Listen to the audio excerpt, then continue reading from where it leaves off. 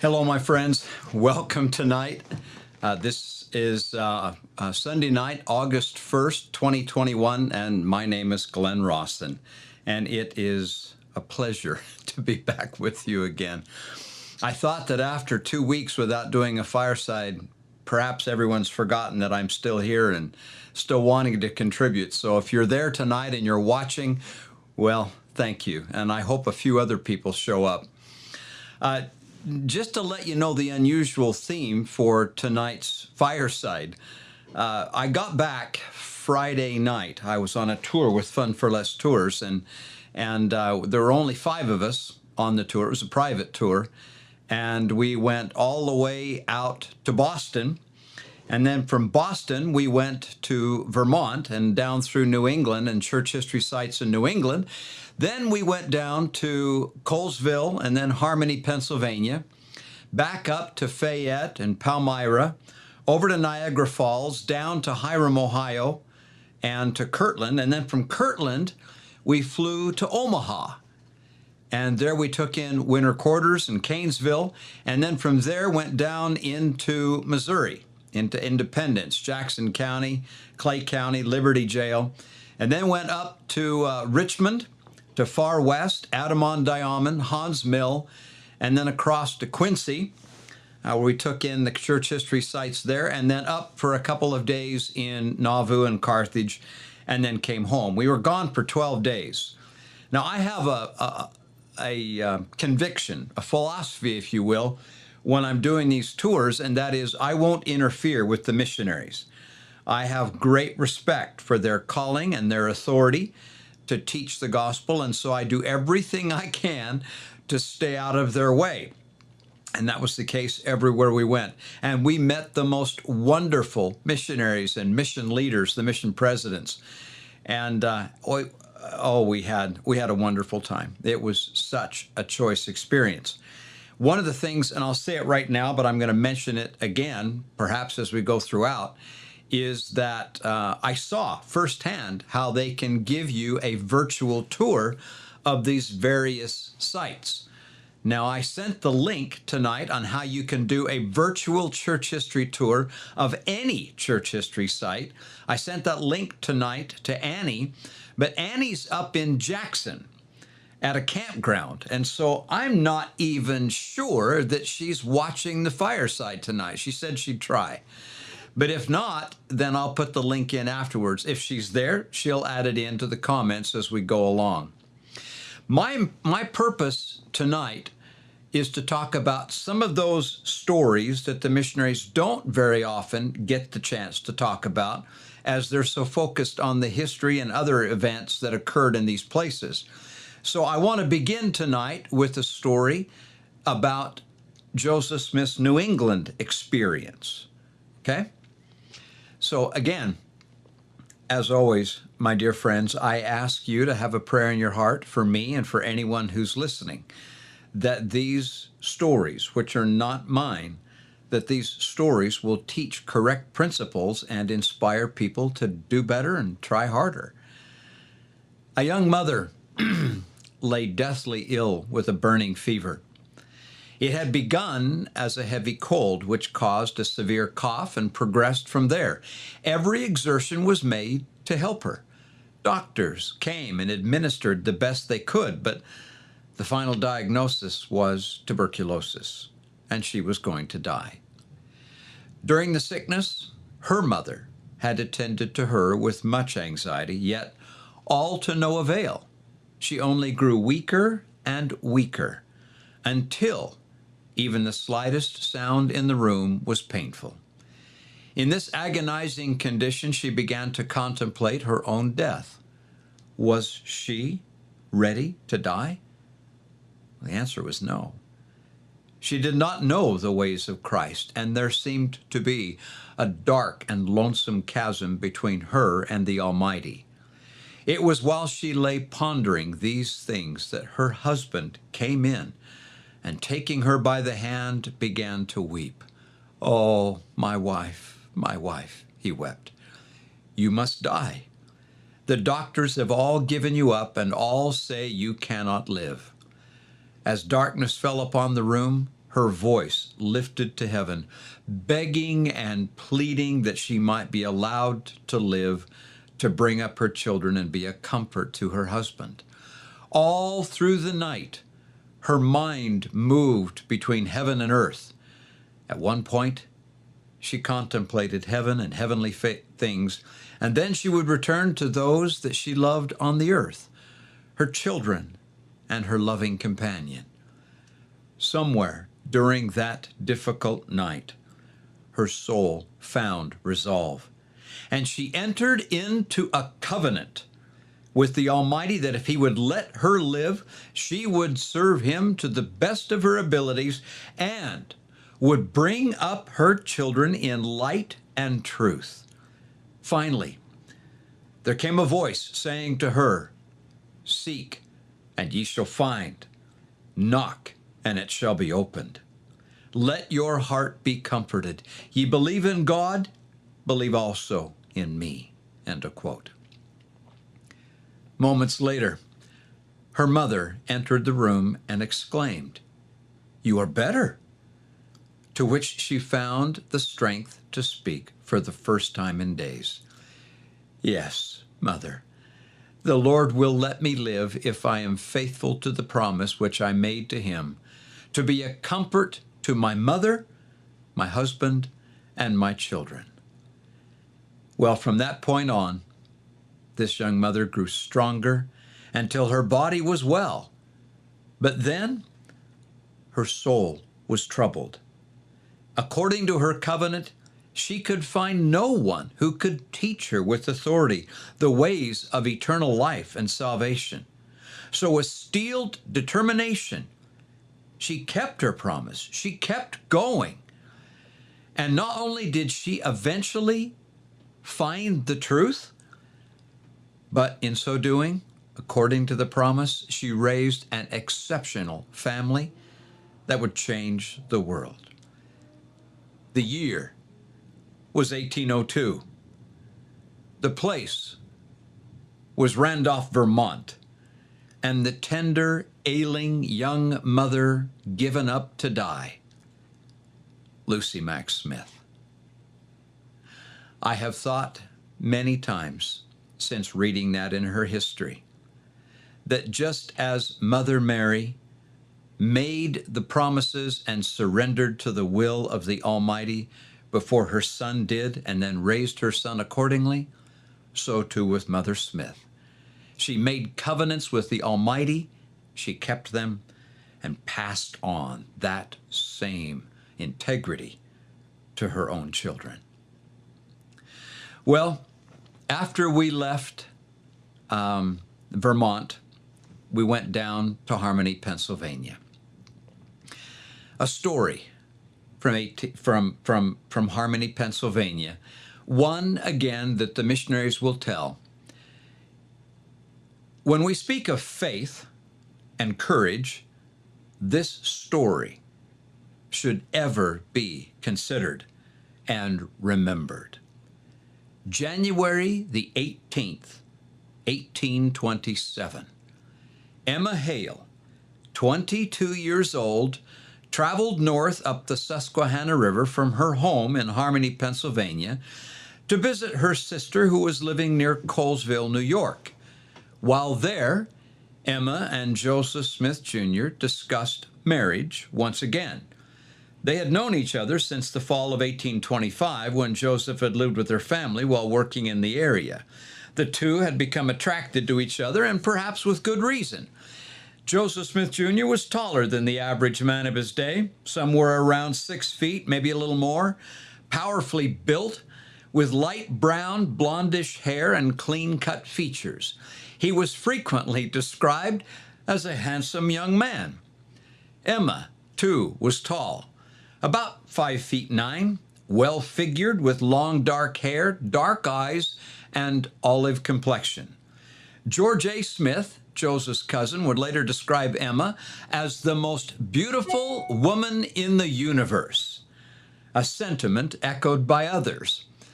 Well, Emma and Joseph had courted according to the social customs of the day, things like dances, corn huskings, love letters, poetry, things like that. And in time, they came to agree that they wanted to be married.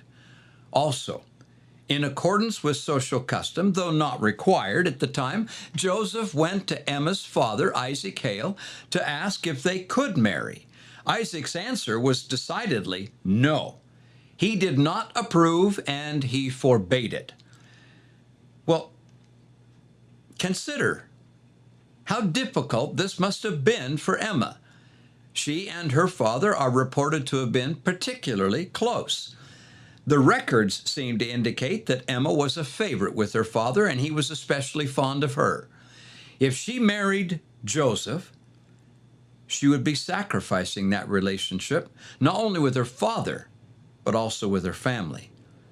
Moreover, there would be no cherished wedding according to custom in the family parlor with her friends and bridesmaids and all the family and community gathered in celebration. And again, if Emma wed Joseph, she would be giving up her home, all of her friends, the substantial dowry she had accumulated, and the comfortable, relatively affluent lifestyle that her father had already provided. In her choice, it was all that she had ever known and loved, or it was Joseph. And what came with Joseph?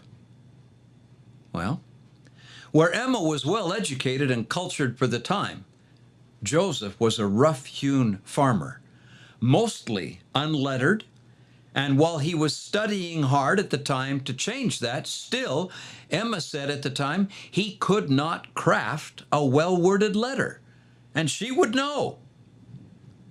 And again, Joseph was hated and hunted already. Twice already by 1827, he had been arrested and put on trial.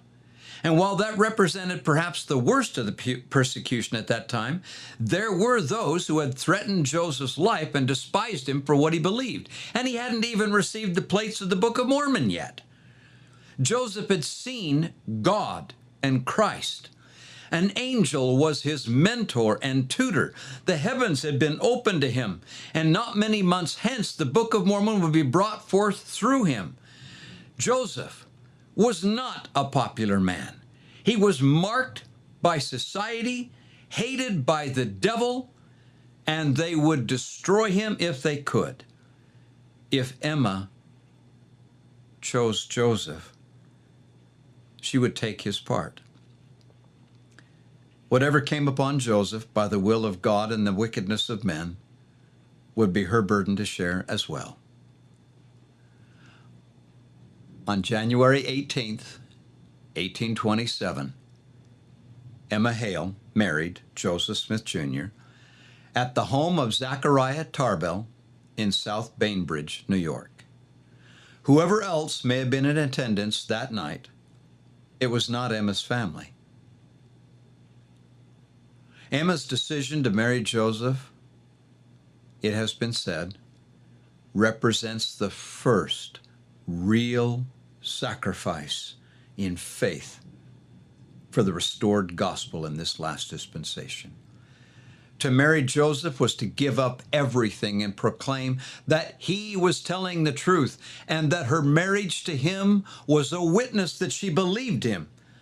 On that day, she took his part and she carried it all the days of her life. If ever there lived a person who knew Joseph, who had suffered immeasurably because of him and what he taught, who could have exposed him if he were a fraud, that person would have been Emma.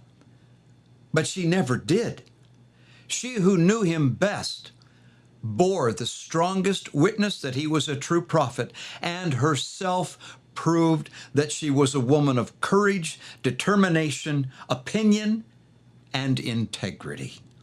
Emma is a witness that cannot be ignored.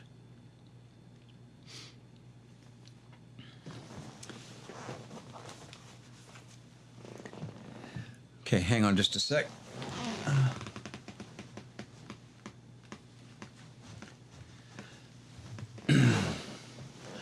I see no urgent messages. We must be doing okay. And if I'm only just talking to myself, so be it. I'm having great fun, so I'll just keep going. Now let's move north from Harmony, Pennsylvania to Palmyra. There's so many stories. Honestly, there are so many stories in each of these places that, notwithstanding what the missionaries said and the fact that we spent 1 to 2 days in each of these places, I still didn't cover half of the material I could have explained if I were there and had more time. But that said, I'll give you what I can tonight, and maybe we'll come back next Sunday and we'll talk some more about some of these places. On that night, this is a story, by the way, how do I say this? I'm not sure how many people know this story, but suffice it to say, if you've read Saints, I believe it's there. On that night that Joseph Smith brought the plates home to the frame home there in Manchester, on that night that he was chased by thieves bent on taking the plates away from him, Lucy Mack Smith, Joseph's mother, records that she took the plates from Joseph through the window of their farm home as he came running up from the direction of Cumorah. She explained that the plates, as Joseph ran up to the window, that as Joseph thrust the plates up into the kitchen window, not only was Lucy there, but Josiah Stoll was also there. Now later on, Josiah Stoll would testify in court in 1830. The testimony that he shared there was later recorded and printed in a local newspaper. He says, quote, "I believed those plates existed because I saw them. What happened is as Joseph passed them through the window, the blanket fell from the top of the plates and there was a corner that was uncovered. Now Stoll quickly wrapped that back up because he felt as if he shouldn't be looking at them, and he said that the bottom looked like a great big green rock, but they were in fact the gold plates." Josiah Stoll said, and I quote, "The prisoner," meaning Joseph Smith, "went in the night and brought the gold Bible. The witness, meaning Josiah Stoll, saw a corner of it," quoting, "It resembled a stone of a greenish cast. Should judge it," Stoll said, "to have been about 1 foot square and 6 inches thick. He would not let it be seen by anyone. The Lord had commanded him not to show it. It was unknown to Smith," Stoll said, "that the witness," meaning Stoll, "had seen a corner of the plates." Well, the witness also went on, Stoll, to say that the leaves were of gold. There were written characters on the leaves. Joseph was commanded to translate the same by the Lord, and that he would eventually go on and translate the record. And Stoll goes on to describe how Joseph Smith did it. Well, that remarkable story, and by the way, that is court-recorded testimony, July 1830, Broome County, New York. Bottom line, when Joseph came back after hiding the plates in a hollow log, and he was jumped on the way back, he ran home carrying the plates, which weighed an estimated 60 to 80 pounds, and as he ran up to the frame home, he thrust them through the kitchen window.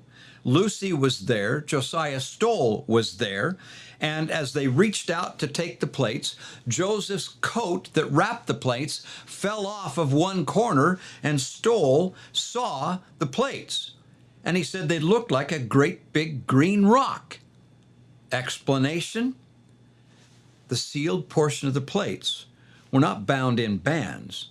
They were completely encased in something that resembled a green rock. What metal turns green? Copper alloy.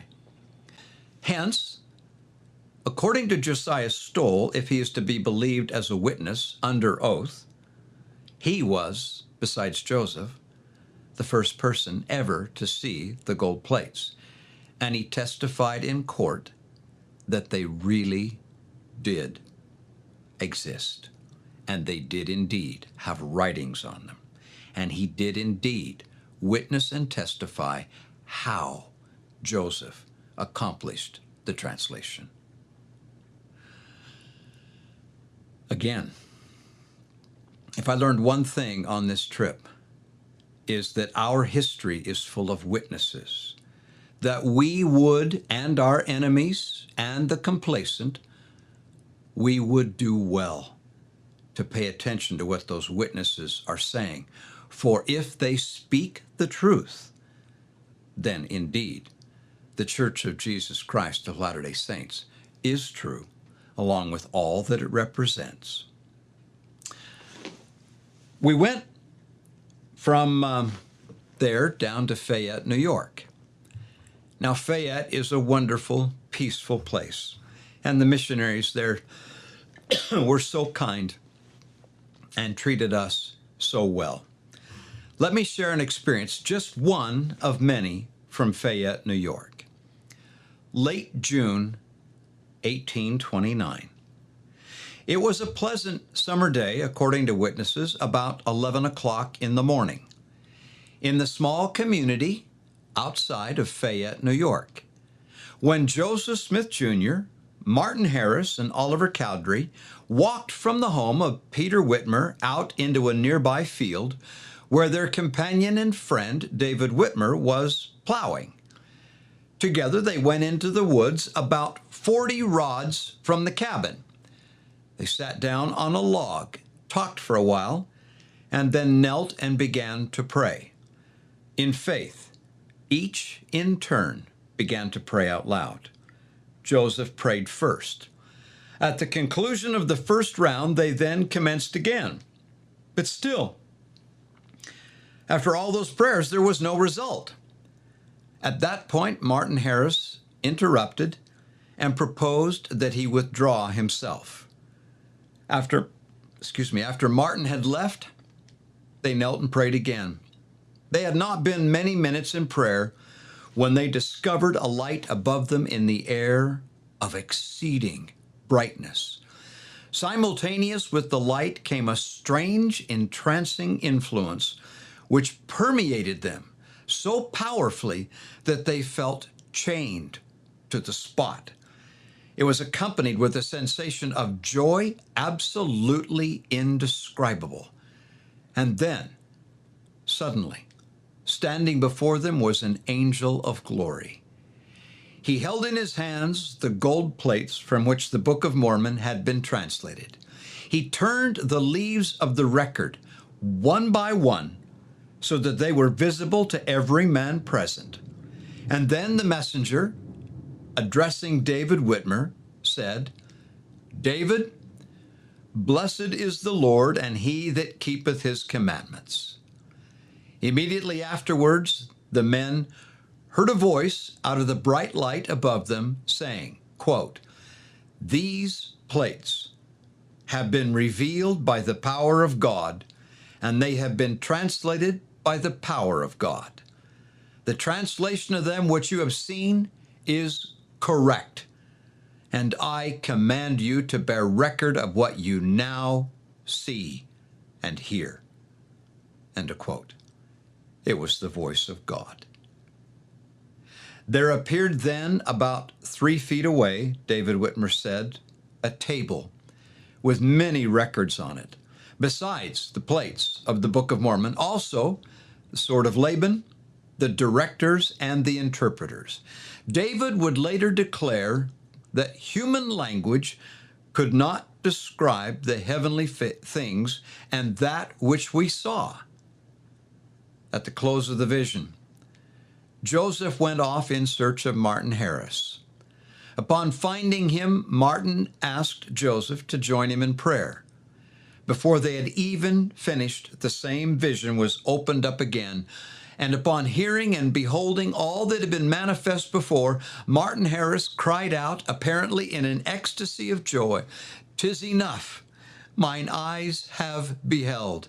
And jumping up, he shouted, "Hosanna," blessing God, and otherwise rejoiced exceedingly. The four men, Oliver Cowdery, David Whitmer, Martin Harris, Joseph Smith, returned to the cabin and drafted one of the most important documents of this modern age. It stands today in the front of the Book of Mormon, and it begins thus: "Be it known unto all nations, kindreds, tongues, and people, unto whom this work shall come." It is the testimony of the three witnesses, the three men who had the most sure, perfect, undeniable, irrevocable witness of anyone before or since. No one else has been entitled to a witness such as they had. Now, my dear friends, that day that the witnesses saw what they saw is more important than most people know. Their testimony affects every person on earth.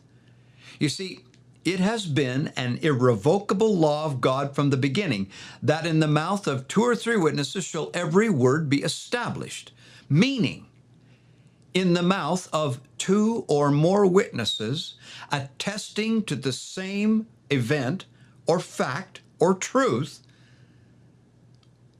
that truth is proven. Proven.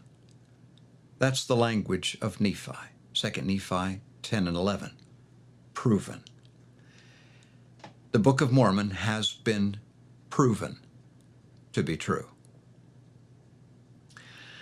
All right, let's take a break for just a moment and let me talk with you about another matter. First of all, don't forget that we have the Knowing Joseph seminar coming up on August the 14th. The speakers will be Heidi Tucker, Robert Millett, Michael Wilcox, and myself. That will be held at This Is the Place Heritage Park. Now, we are officially sold out of on-site tickets to come and watch the seminar in person. But if you go to historyofthesaints.org, you can still sign up to watch it virtually. Now, I'm not sure how all that stuff works, but like as a Zoom meeting, you can join in and watch it front row seat and interact with us that way. And those tickets are available at historyofthesaints.org. And I'm inviting you to come. It promises to be a wonderful day. That's Saturday, August 14th. I think that's right. Or is it August? Saturday? It's Saturday, whether it's August 14th or 16th. Let me look. I think I could safely say, yeah, I'm right, August 16th. Okay, second thing. As some of you know, Annie and I have taken a few people out to Wyoming. Now, we have more tours coming up, August 5th through the 7th, then another one a week or so later. We have one on September 13th, October 18th. Altogether, there are 5 of these Wyoming tours. Now, we have a few seats left on the 2 tours that are here in August. If you want to go, and we'd love to have you, there are a few seats available on the 2 August tours. But September and October tours are completely sold out, oversold as a matter of fact, and we have a waiting list. So what we're thinking about doing is on September the 9th, opening up one more tour for those who might want to go out to Wyoming and tour the handcart sites. If you're interested in going like the 9th of September, 9th, 10th, and 11th, send me an email and we'll get in touch with you. You get in touch with me and then we'll let you know what's going to happen there. And those of you that are on a waiting list, if you can move over to September 9th, we would love to have you. Those Wyoming tours they're short, quick, and fun, and hands-on, right on the handcart trail. I'd love to have you come. And you're invited. You are absolutely invited. Now, also, for those of you that are VIPs through Glenn Rawson Stories, the new Stories collection book for 2020 and 2021, it's coming real soon. And for you VIPs, it's available for free. If you want to buy some extra copies to give to people, you're more than welcome to do that at glennrawsonstories.com. But either way, VIPs, thank you. And for all of you that are subscribers, and there's a few of you now collecting or receiving the weekly email subscription, I give you thanks as well. Thank you so much for your encouragement, your strength, your support, the stories that you keep sending to me. They're awesome. I just got 2 of them in the mail tonight. They're wonderful. And we are having so much fun thanks to you, and we'll keep it up. All right. After we left New York, we went down to Hiram and Kirtland, Ohio. Now, in experience, one of the places we got to visit when we went to Kirtland, of course, was the Kirtland Village. The Newell K. Whitney store, the sawmill, the ashery, all those places. We actually got to see the Joseph Smith home there in Kirtland, which is being renovated at the time. The Kirtland Temple was closed. We couldn't go inside, but we got to tour the grounds.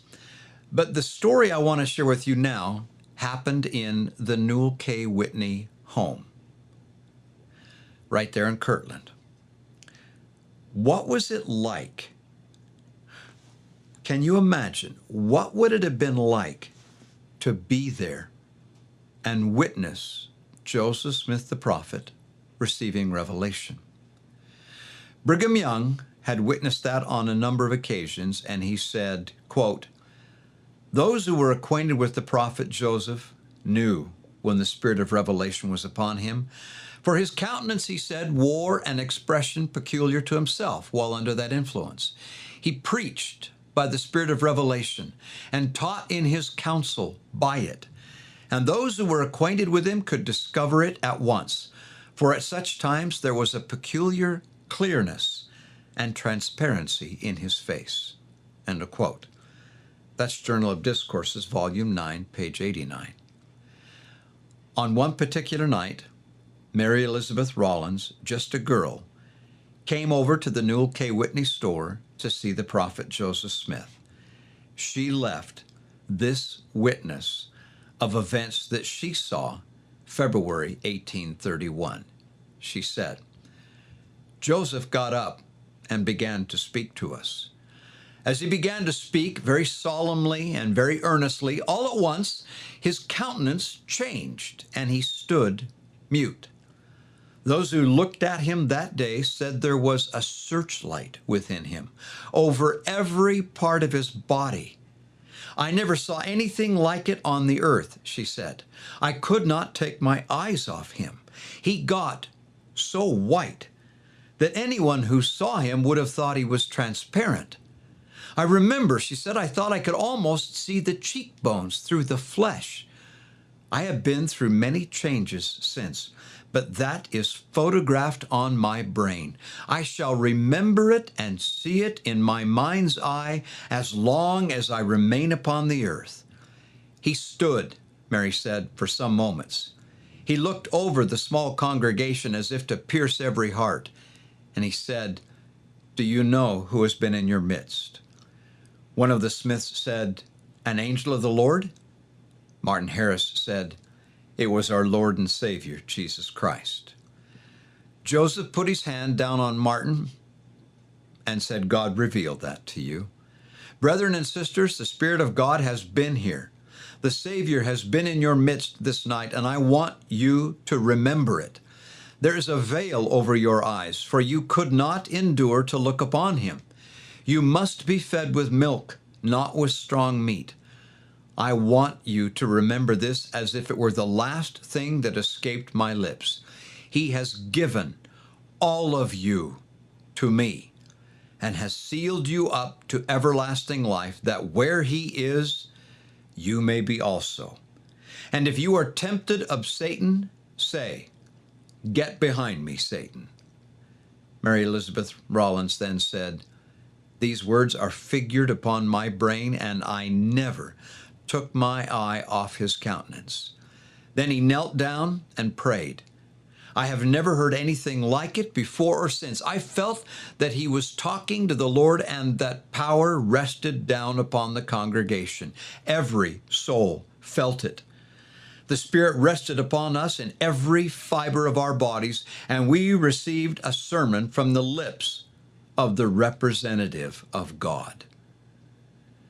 And that, my dear friends, are just two accounts of many who witnessed for themselves Joseph Smith receiving revelations such as those found in the Doctrine and Covenants.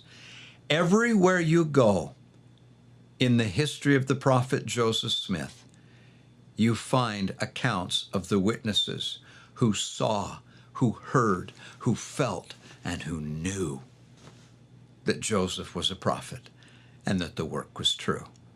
The beauty? The beauty is to stand on the ground where it happened.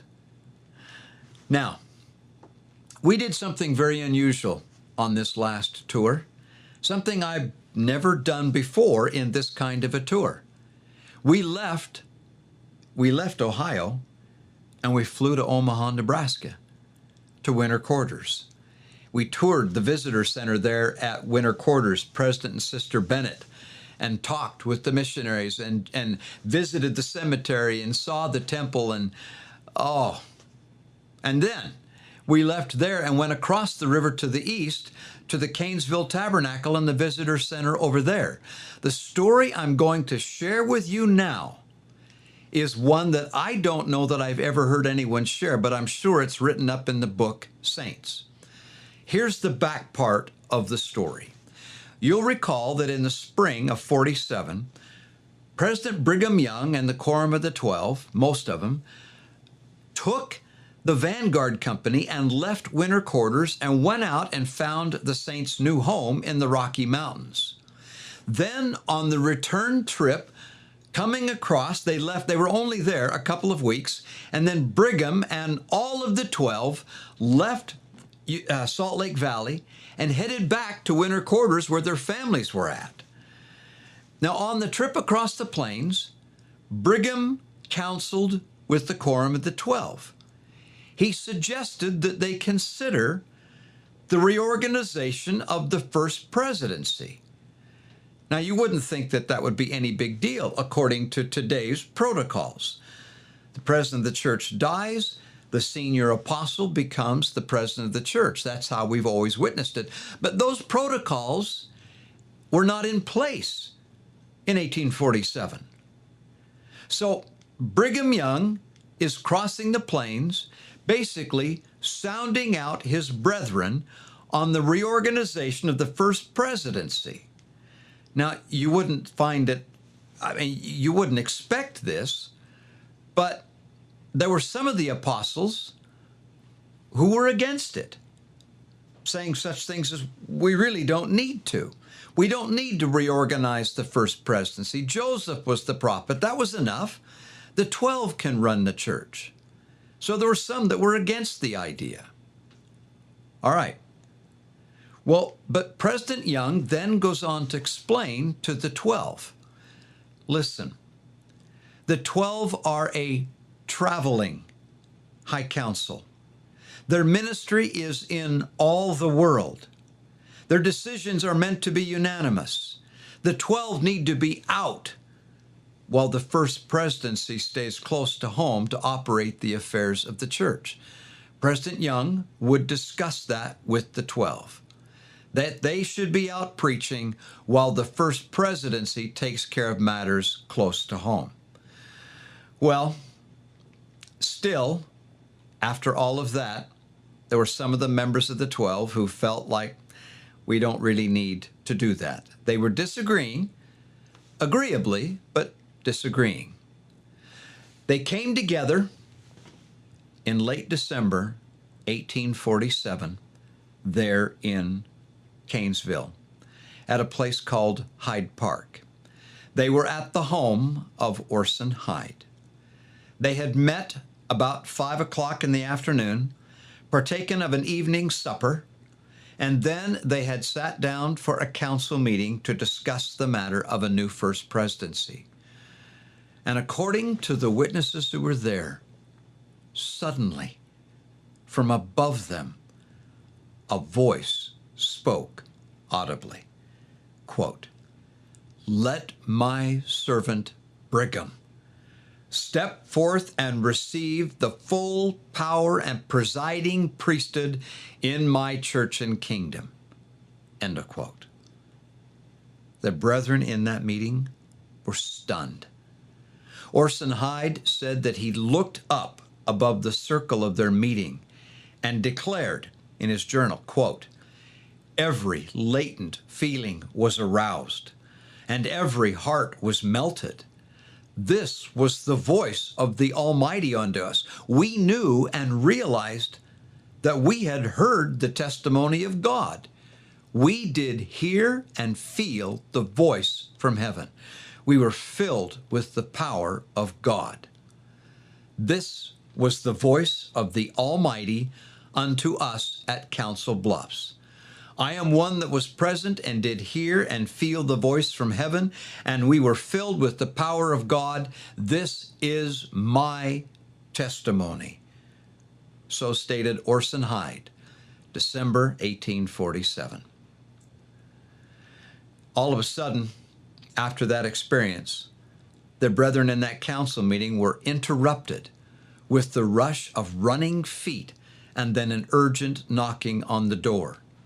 Orson Hyde, whose home it was, stepped up, answered the door, and the people said, "What was that? What was that? What happened? It felt like an earthquake. We felt our houses shake," they said.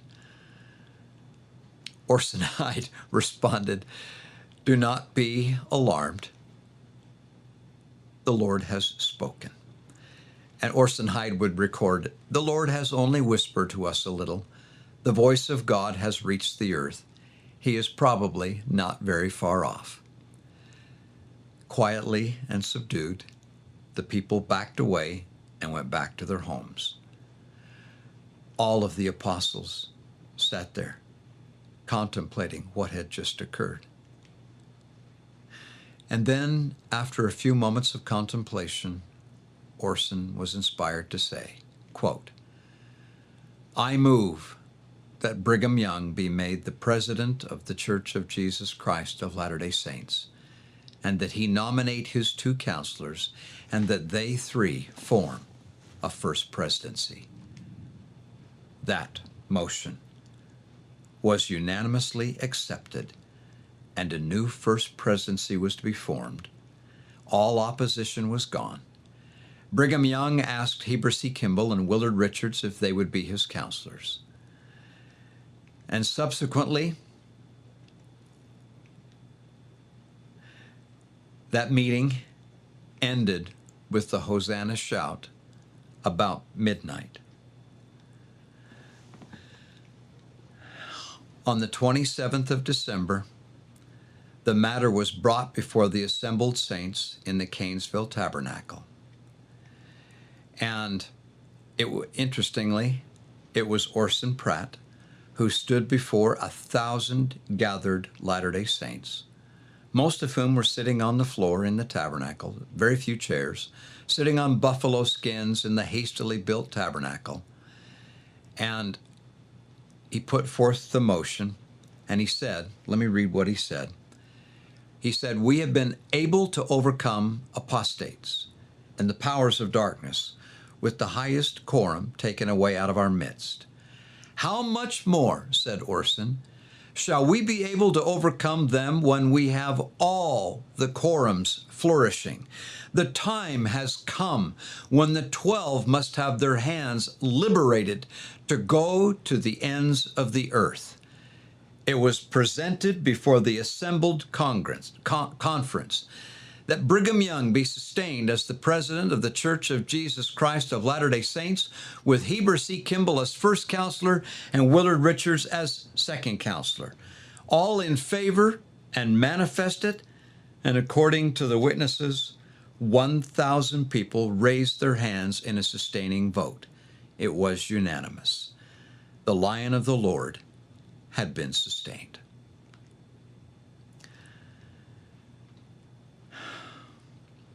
For those of you who just thought that Brigham Young just sort of stepped into the position or assumed it for himself, no. Orson Hyde is a witness that there was much more to Brigham Young stepping into the role of the first presidency than we've ever assumed. From the Canesville area, we drove south down into Missouri. I want to share just a quick story, one of dozens that we could tell out of Missouri. I've shared this one with you before, but I think it bears repeating. I don't know personally that faith is even possible without courage. I've lived long enough to know that the Lord's course is not for the faint of heart. The covenant path is fraught with many perils, and those weak of heart don't stay on the path very long. With that consideration, I want to talk again about Mary Elizabeth Rawlins Lightner. I didn't intend to talk about her twice tonight, but it seems like that's fitting. Most of us will remember Mary Elizabeth as that courageous girl who faced the mob in 1833, July 1833, in Jackson County, Missouri, and saved the printed sheets of the Book of Commandments when the mob destroyed the press. We all know that story. It's been painted. It's a glorious story. But let me fast forward to another moment in this wonderful woman's life. Late October 1838, armed and angry hostile militias numbering in the thousands approached the Latter-day Saint city of Far West, Missouri from the south. The Latter-day Saints were grossly outnumbered. They stood behind their pitiful fortifications.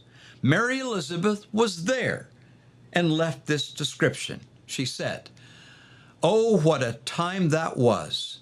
A part of the bloodthirsty mob camped near the city and placed a cannon in the middle of the road intending to blow up Far West.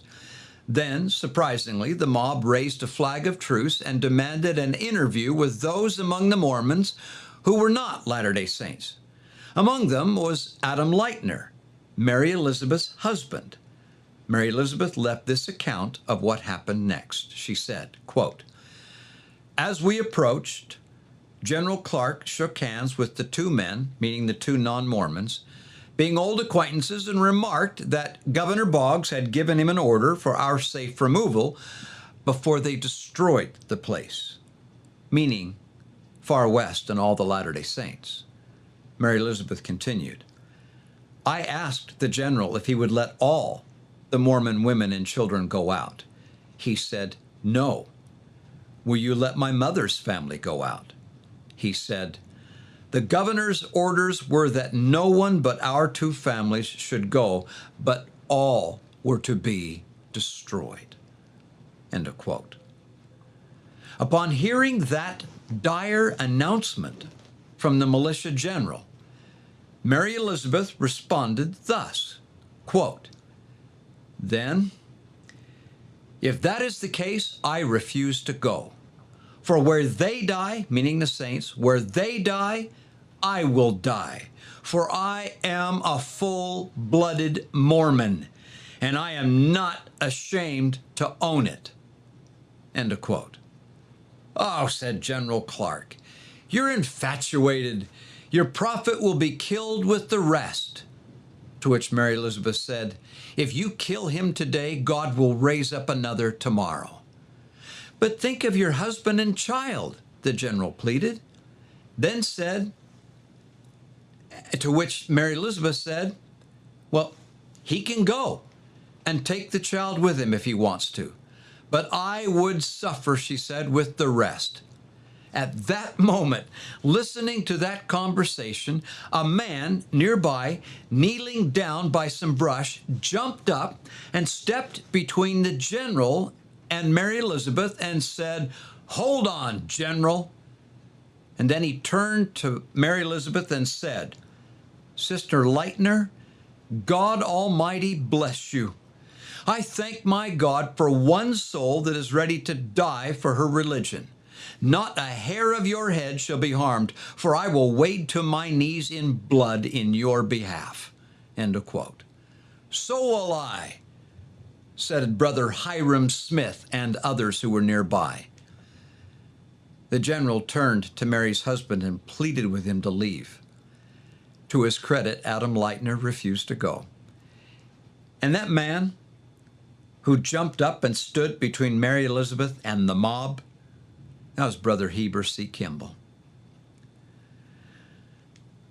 With such a legacy of courage, how can we ever be cowards to the faith?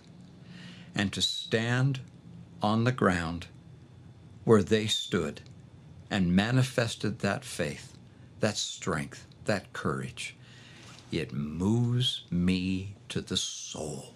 That's why I go on church history tours. Well, time is waning. Let me share just one last story, again from far west.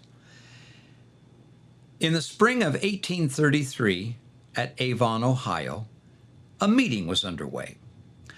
A young missionary stood up in that meeting to preach. But there was a man in that congregation who was determined to stop the missionary. He was known as the county bully, and he had proven himself an annoyance to every speaker thus far. So this night, he was particularly boisterous. And when he called out for the missionary, a member of the Church of Jesus Christ of Latter-day Saints, to cast out a devil, the missionary suddenly stopped speaking. He'd warned him once. He beelined his way down through the crowd, grabbed the heckler, bodily carried him to the back door, and threw him 10 feet out the back door and onto a woodpile. Well, a ripple of humor swept through the crowd, and the saying was, you could hear the comments going through the crowd, that the missionary had indeed cast out one devil, soul and body. Well, that courageous, gutsy, determined missionary was none other than Elder David W. Patton. Now, Patton was a powerful man, physically as well as spiritually, and a man of great faith. David Patton was among those called to serve in the first quorum of the 12 apostles in 1835. His service to the Lord was constant and varied. It was while serving as a missionary in Tennessee in the spring of 1836 that he reportedly came face to face with that Cain who slew Abel. When the saints faced persecution and mobocracy in Missouri, it was Elder Patton whose indomitable courage and leadership earned him the nickname of Captain Fear Not. It was October 1838 when David learned of a family threatened by the mob. In command of a small group of men, he found the mother and children homeless, destitute, and suffering. He gathered them up and started for safety when it began to rain heavily, which added already to the misery they were already suffering with. David is reported to have stopped, dismounted his horse, stepped off into the tall, wet grass, where he commanded the storm to cease until he could get the woman and her babes to safety. The storm stopped immediately. And there is thunder in the distance. Then, sometime near midnight, October 24th, 1838, word reached far west that a mob had kidnapped and threatened to kill 3 Latter-day Saints from an outlying farm. 75 men volunteered under the leadership of Captain Patton. They rode all night across the darkened prairie, searching for that mob. And then, just before sunrise, while approaching Crooked River from the east, a voice called out, "Who goes there?" And then, without warning, the mob opened fire into Captain Patton and his men. Men began to fall. Captain Patton shouted out, "God and liberty!" and then led the charge right into the musket fire, right into the mob. The mob was routed and began to run down the river. As they fled, one mobber suddenly stopped, whirled around, and fired his rifle from the hip. He hit Captain Patton right in the stomach. Well, when the fracas was over, 3 Latter-day Saints were dead and 1 Missourian. Friends came and gathered up Captain Patton and carried him towards Far West. He was still alive, but in so much agony that the movement was too much to bear. They stopped about 4 miles south of Far West at the home of Stephen Winchester. Word had reached Far West, and his brethren and Elder Patton's wife gathered about him. In his final moments, Elder Patton said to his wife, "Oh, whatever else you do, do not deny the faith." And then turning to the prophet Joseph, to Hiram, to Elder Kimball, he said, "Brethren, you have held me here by your faith, but do give me up and let me go, I beseech you." They did so, and moments later, Elder David W. Patton was gone, the first apostolic martyr of this dispensation. He was laid to rest somewhere near Far West, his grave today unknown and unmarked.